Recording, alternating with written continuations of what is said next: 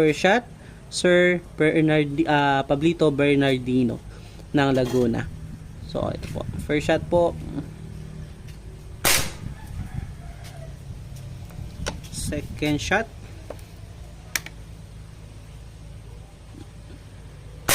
Napakagandang tumama, Sir Pablito.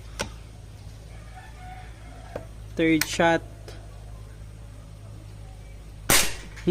Ayaw lumaki ng ating groupings, mga kabeng-beng. Fourth shot, pang-apat. Pang-lima. O, hindi pa po resize yan, ha. Local pellet lang po yung ating gamit. Napakagandang tumama.